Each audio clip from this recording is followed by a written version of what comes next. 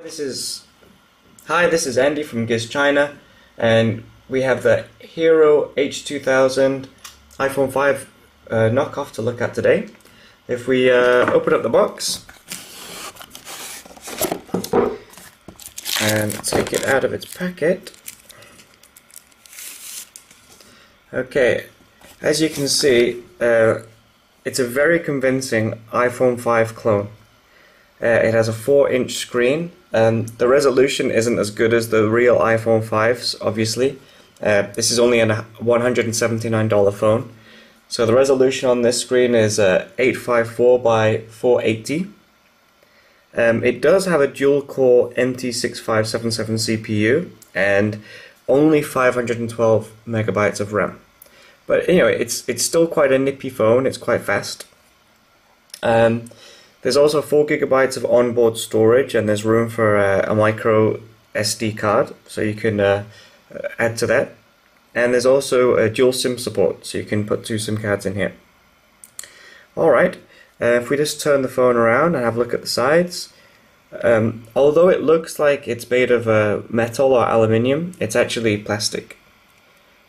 But from a distance, or just for someone who isn't really into phones that much, you definitely think this is the real thing. It's a real iPhone 5.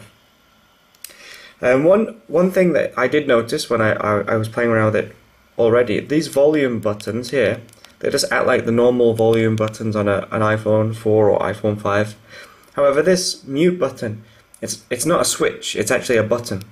So if you do choose to buy one of these, don't try and force it, because it's not going to move. It's actually a press button. If I just take the back off as well, I need to go around the bottom. Yeah.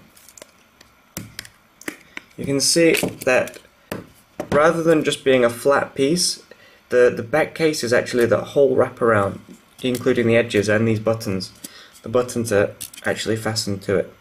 So when you take the back off, just watch that. It's a bit flimsy, and these metal pieces could easily be lost. Alright, if we have a quick look inside, you can see we've got our dual SIM support, an SD card reader here. We have an 8 megapixel camera, and we do have an LED flash, although it's absolutely useless. It looks like it's only there for show. Alright, let's turn it on. Alright, so it boots up into an Android screen.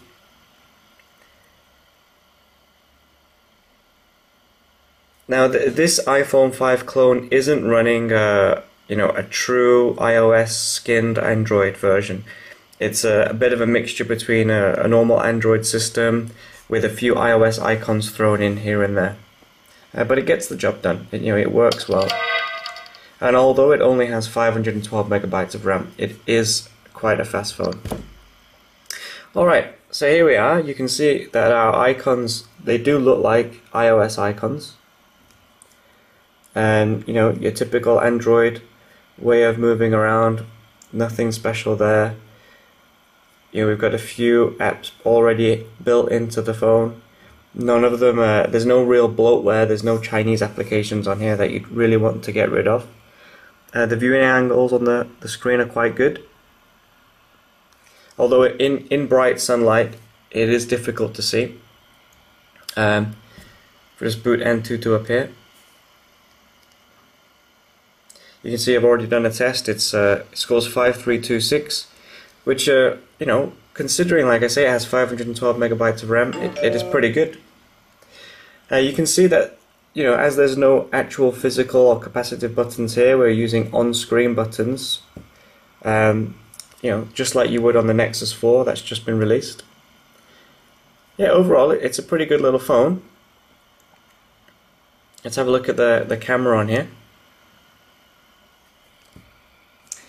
So you can see there's, it's quite quick at catching photos. The photos on this they're similar to the Zoppo ZP500 Plus. Daytime they're good, but in the evening in low light they're not so great. And like I said, that LED flash, there is one, but it's not the brightest in the world, and it does really nothing in nighttime conditions. Alright, let's pop back out of here. Oh. Okay, so let's have a quick look at a game. I think I've got just enough power on the camera to open up a game. You can see it pops up, it's fast. Considering the RAM, it's fast. And you can see the angles are quite nice, the colours are nice and bright. Oh, let's turn the volume up. Oh, wrong way. Let's have a look at this. Let's open up one of these. Oh, okay, I'm not sure why there's no sound here, but there was before last time I tried it.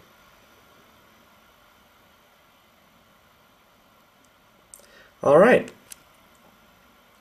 Yeah, so we've got Google Voice input 2. That's it really. I mean for $180 it's an okay phone. There are other phones out there with much better specifications. So, sorry about that, that's my phone. Such as the Yumi X1 or the Jiayu G3 if you can actually find one.